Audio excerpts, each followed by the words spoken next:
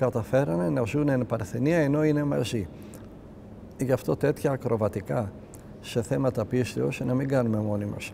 Τα ακροβατικά είναι για το τσίρκο.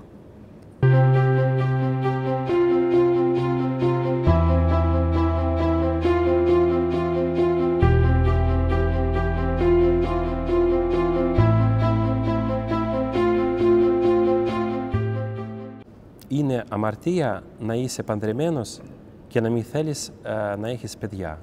Εάν δεν το θέλει και η γυναίκα και κάνετε τον αγώνα μαζί, από κοινού, είναι μεγάλη ευλογία από το Θεό, σημαίνει μεγάλο ύψος αγιότητας, αλλά και μεγάλο κίνδυνο δαιμονισμού, να δαιμονιστούν και οι δύο, επειδή καταφέρανε να ζουν εν παρθενία ενώ είναι μαζί.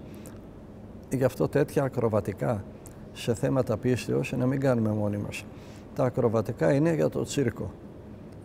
Αν μας πει ο πνευματικός σας παντρευτείτε, αλλά θα κοιμόσαστε σε διαφορετικές κρεβατοκάμαρες, τότε να είναι ευλογημένο.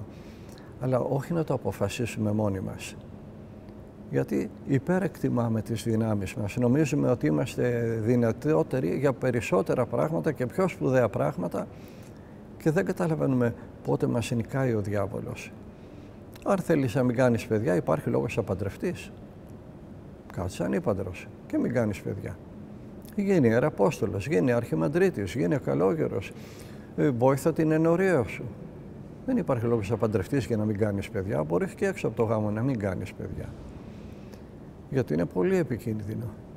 Άλλο τώρα, εάν υπάρχει κάποια εξαιρετική περίπτωση ανθρώπων, όπως εγώ ξέρω μία τέτοια περίπτωση. Θέλανε και οι δυο να γίνουν μοναχοί. Αλλά αυτοί θέλανε να γίνουν μοναχοί. Οι γονείς τους θέλανε και οι δυο, και του αγοριού και του κοριτσιού, να παντρευτούν.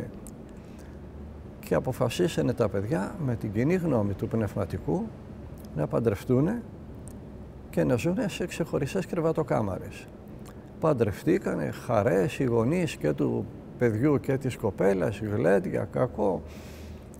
Από εκεί και μετά, εκείνοι ξυπνάγανε τη νύχτα, κάνανε την αγρυπνία τους, κάνανε τις μετάνοιές τους, κάνανε τις νηστείες τους και όταν ξημέρωνε πηγαίνανε, κοιμιόντουσαν το πρωί καμιά ώρα και πηγαίνανε μετά στις δουλειές τους.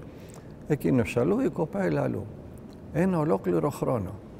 Και οι γονείς να στεναχωριόνται. Γιατί δεν κάνουνε παιδιά? Ποιος έχει πρόβλημα, ο γιος μου ή η κόρη σου? Ώσπου τελικά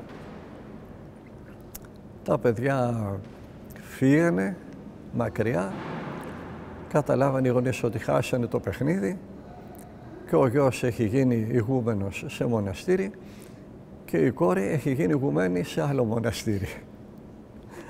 Και τώρα ο γιος έχει καμιά 30 παιδιά πνευματικά και η κόρη των άλλων έχει καμιά 40 κορίτσια. Αν δεν υπάρχει όμως τέτοια περίπτωση, τι νόημα έχει να ζει κάποιος με μια κοπέλα και να μην κάνουνε παιδιά? Δεν θέλεις να κάνεις παιδιά, μην παντρεύεσαι. Μην πειράζουμε το Θεό, γιατί αυτά είναι επικίνδυνα πράγματα. Μπορεί να δείχνουν υπερηφάνεια. Να δεις εγώ τι σπουδαίος είμαι και τι θα καταφέρω. Και ο άντρας και η γυναίκα. Θα ζούμε μαζί, αλλά δεν θα κάνουμε σεξ. Το διάβολο δεν τον ενοχλεί πότε θα σε ρίξει. Μπορεί να τα καταφέρετε για 5 χρόνια, για 10 χρόνια, για 20 χρόνια και μετά από 30 χρόνια και μετά από 50 χρόνια να σε νικήσει ο διάβολος, αυτό θέλει. Δεν τον ενδιαφέρει η χρονολογία. Λοιπόν, μην δίνουμε δικαιώματα στο διάβολο μόνοι μας.